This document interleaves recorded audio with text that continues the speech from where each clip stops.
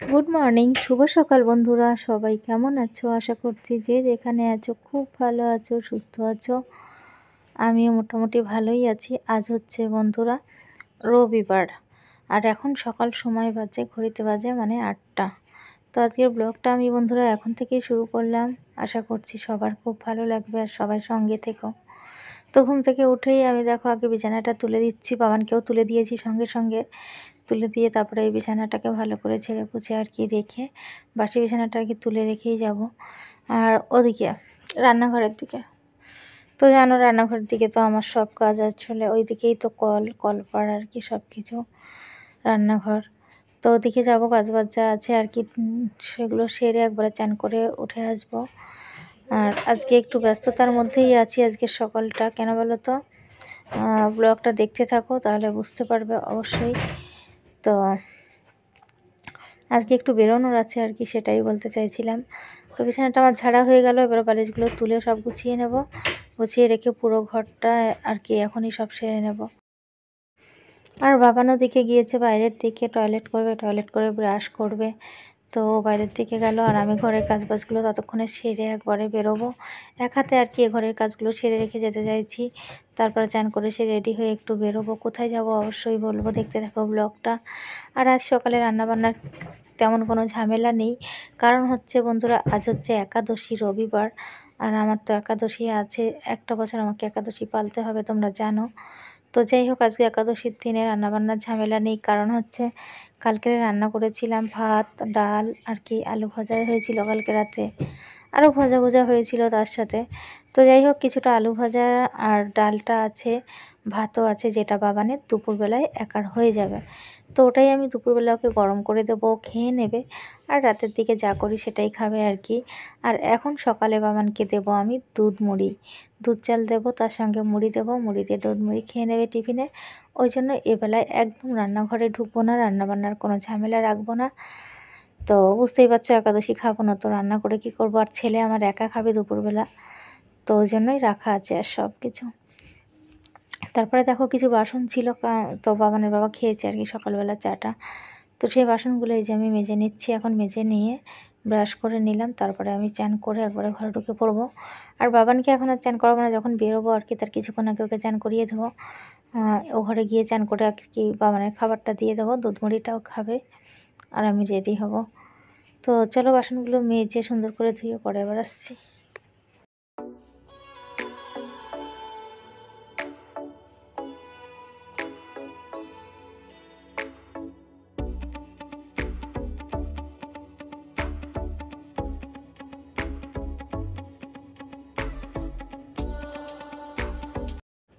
বন্ধুরা অনেকক্ষণ পরে চলে এলাম, এখন বাজে 9:30। আর বাবানের খাওয়া দাওয়া আর কি শেয়ার করিনি, ওকে দুধ চাল দিয়ে দুধ মুড়ি দিয়েছিলাম। তারপরে এই যে রেডি হয়েছি, রেডি হয়ে জামা কাপড়গুলো সব তুলে নিয়ে এসেছি। কেন বলো তো? আজকের ওয়েদারটা ভীষণই মেঘলা, তো ভাবলাম জামা কাপড়গুলো তুলে ঘরে মেলে দিয়ে তারপর বেরিয়ে পড়ি, ওই জন্য সব মেলে দিয়ে তারপরে দেখো বেরিয়ে পড়েছি। আর এখন টোটোতে উঠে পড়েছি, যাচ্ছি বালিঘাটের দিকে। আর বালিঘাটে গিয়ে তো নামবো, নেমে স্টেশনে যাবো আর কি। তো এই যে বাবান আর আমি টোটোতে আছি, বালিঘাট যাচ্ছি আর কি। তারপরে বালিঘাট পৌঁছে গেছি, সিঁড়ি বেয়ে উপরে উঠে চলে এলাম, কারণ হচ্ছে লিফটটা একদম খারাপ হয়ে গেছে। এখন বালিঘাটে তো লিফট হয়েছে, তো যাই হোক লিফটটা খারাপ হয়ে গেছে, ওই জন্য সিঁড়ি বেয়ে উঠতে ভীষণ কষ্ট হয়ে গেল। মেঘলা ওয়েদার, কিন্তু তার সাথে গরমটা ভীষণই। তারপরে আমি ওখান থেকে বন্ধুরা 10টা 14 ট্রেন ধরে আর কি দমদমে পৌঁছে গেছি। দমদমে এসে আধ ঘন্টা ওয়েট করার পরে প্রথমে এলো আমাদের বৌমা, তারপরে এলো দিদি। তো এই দেখো ফাইনালি সবার সঙ্গে দেখা হয়ে গেল। আর আজকে দমদমের আসার কারণ এটাই ছিল, দিদিদের গাছে আম হয়েছিল 2টো আম, তো দিদি আমাদের জন্য আম নিয়ে এসেছে, আমার জন্য আর বৌমার জন্য আর কি। আমাদের তো ছেলের বিয়ে ঠিক হয়ে গেছে, তোমরা জানো, দিদির ছেলের। তো আমি এই দেখো বসে আছি, আর প্রচুর পরিমাণে ট্রেন যাচ্ছে, আর আমরা সবাই একসঙ্গে বসে বসে গল্প করছি। আর খাওয়া দাওয়া বলতে দিদির আমার তো আজকে ফলমূল, সাবু ভিজিয়ে রেখে এসেছি বাড়িতে। বাবানকে ওর বৌদি খাইয়েছে, অনেক কিছু নিয়ে এসেছিলো বাবানের বৌদি, বাবানের জন্য। এই যে বৌদি, দিদি এখন চলে যাবে, ওর ট্রেনটা আর কি ওদিকে ঢুকছে 4 নম্বর, ওর ট্রেনটা ঢুকছে 1 নম্বরে, আর আমাদের ট্রেনটা ঢুকছে 3 নম্বরে। তো যাই হোক আজকে ভীষণ বড় একটা অঘটন ঘটে গিয়েছিল আমার সাথে, তোমাদের পরে বলবো। ট্রেনের ওঠার সময় যেখানে দাঁড়িয়েছিলাম লেডিসের ট্রেন তার থেকেও আগে চলে গিয়েছিল আর কি। তারপরে বাড়ি চলে এসেছি। তো অঘটনটা কি ঘটেছিল সেটাই তোমাদের বলি। অনেক বড় বিপদ হয়ে গেছে আজকে আমার সাথে। তো বন্ধুরা, আমার ব্যাগের মধ্যে, আমি যে ব্যাগটা সবসময় ইউজ করি আর কি, ফোন থাকে, ওর মধ্যে টাকার একটা ব্যাগ থাকে। তো সেই ব্যাগের মধ্যে প্রায় 150 টাকা মতো ছিল, হয়তো কয়েক টাকা কম ছিল 150 টাকা থেকে আর কি। একটা 100 টাকার নোট ছিল, একটা 20 টাকা, আর একটা ছিল বন্ধুরা 10 টাকা, আর 5-7 টাকা ছিল আর কি কয়েনগুলো। তো সেই টাকাটা আর বাবানের ড্রয়িং ক্লাসের যে কার্ডটা আছে আর কি, 6 মাসের ওখানে মাইনে জমা দেওয়া আছে, সেই জমা দেওয়ার কার্ডটা আর কি তুলে নিয়েছে না পড়ে গেছে আমি জানি না। তবে কপাল অনেক ভালো, আমার ফোনটা ছিল। আমি যখন ট্রেনে উঠে বসেছি, বসে আমার ব্যাগে হাত দিয়েছি, তখন দেখি চেনটা খোলা, আর আমার টাকার ব্যাগ, আমার কার্ড, আমার ট্রেনের টিকিট কিচ্ছু নেই, জাস্ট কিচ্ছু ছিল না। তো তারপরে বালিঘাট নেমে ট্রেন থেকে বাবানকে ফোন করেছিলাম, নিয়ে এসছে আর কি ওখান থেকে। আর দিদি দিয়েছে দেখো আম, লিচু নিয়ে এসেছিলো কিনে।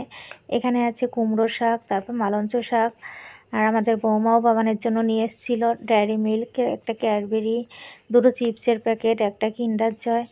তারপরে ওখানে আমাদের লস্যি খাইয়েছিল, আর আরও অনেক কিছু আর কি, ঠিক আছে। তো এটাই ঘটেছে আজকে, অনেক বড় বিপদ, এই প্রথমবার আমার সাথে ঘটলো। আমি ভীষণ ভয় পেয়ে গেছিলাম, ট্রেনের মধ্যে কি করব বুঝতে পারছিলাম না, কাছে একটা টাকাও ছিল না, টাকার ব্যাগটাই চলে গেছে আর কি। তো এত বড় একটা বিপদের হাত থেকে আর কি বেঁচে এলাম। শুধু এটাই ভগবানকে আমি বলছিলাম যে তুমি আমার জীবন, আমার ফোনটা, ওটাই তুমি বাঁচিয়ে দিয়েছো। আমার টাকাটা চলে গেছে, সেটা চলে গেছে, কিন্তু আমার ফোনটা বলো। তো যাই হোক, যখন দেখছিলাম বুকটা ভীষণ ধরপড় করছিল, বলে বোঝাতে পারবো না আর কি। তো যেটা ঘটে গেছে সেটা নিয়ে আর কি বলবো বলো। এটাই এইভাবেই চললো আজকে একাদশীর দিনে, এত বড় একটা অঘটন ঘটে গেল আমার সাথে। আর এখন দেখো বন্ধুরা, বসেছি আমি, বাবানের একটা প্রজেক্টের কাজ হবে। তো একটা আর্ট পেপারকে 4 ভাগে ভাগ করে নিচ্ছি, এই যে কেটে মাপ করে। তো এখানে আর কি যে এক একটা পেপারে এক এক রকম কাজ হবে আর কি। ইংলিশের কাজ হবে, বাংলার কাজ হবে। তো আমি সেই হিসেবে পেপারটায় 4টে ভাগে ভাগ করে নিলাম। আর বাবান এখন কিছুক্ষণ পড়তে থাকবে, আমি ওর জন্য একটু টিফিন করে নিয়ে আসবো। ও এখন টিফিনে রুটি দেবো ভাবছি, 2টো রুটি করে নিয়ে আসবো। তো রুটি খেয়ে নেবে আর কি। তো এই পেপারটা আগে রেডি করব, তারপরে রান্নাঘরে যাব। ও কাজটা করতে থাকবে আর আমি রুটিটা নিয়ে আসবো। আর দুপুরবেলায় বাবান খেয়েছিল, ভাতটা গরম করে দিয়েছিলাম, এসে আমি খেয়েছিলাম সাবু মাখা। দিদি আম দিয়েছিল, আম কেটেছিলাম, সাবু দিয়ে আম দিয়ে খেয়েছিলাম। আর এখন তো রাতেও একটুখানি সাবু খেয়ে নেবো আর কি। আর বাবানকে তো এখন রুটি দেবো। আর আজ তো রবিবার, জানো, দাদু আসবে। কিছু না কিছু খাবার দাদু বাবানের জন্য নিয়ে আসে, আমার জন্য নিয়ে আসে আর কি, আমরা দুজনেই খাই। তো কী নিয়ে আসবে সেটা খাবে, না হলে বাবান আবার রাতে কিছু একটা করে দেবো।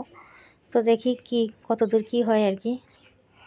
আর এ হচ্ছে বন্ধুরা, একজন খেলোয়াড়, যে বিরাট কোহলি, ওর ছবি, এটাকে এই কাগজেও আটকাতে হবে আর কি, আটকে ওনার সম্বন্ধে আর কি লিখতে হবে। তারপরে আমি রান্নাঘরে গিয়ে রুটি করে নিয়ে এসেছি। আর এই যে আলু ভাজা ছিল কিছুটা, এটা দিয়ে বাবান এখন খাবে। আর এখানে দেখো আটা মাখা আছে, রাতে রুটি হবে বাবার জন্য। আর এখন করবো না, একটু দেরি করে করব। আর এখানে বাবানকে একটা মিষ্টি দিয়েছি, বাবানের বৌদি মিষ্টি নিয়ে এসেছিলো, মিষ্টি দিয়ে রুটি দিয়ে খেয়েছে। তারপরে আবারও অনেকক্ষণ রাতে এলাম, আর একটু রাতে আর কি, এখন বাজে ওই 8:30 মতো। বাদবাকি রুটিগুলো করছি। আর করব রুটির সঙ্গে বন্ধুরা ঢ্যাঁড়স দিয়ে আলু দিয়ে একটা ভাজা করব, এই যে ঢ্যাঁড়স আলু ভাজা। আজকের ব্লগটা এখনই শেষ করছি। গুড নাইট সবাই, অনেক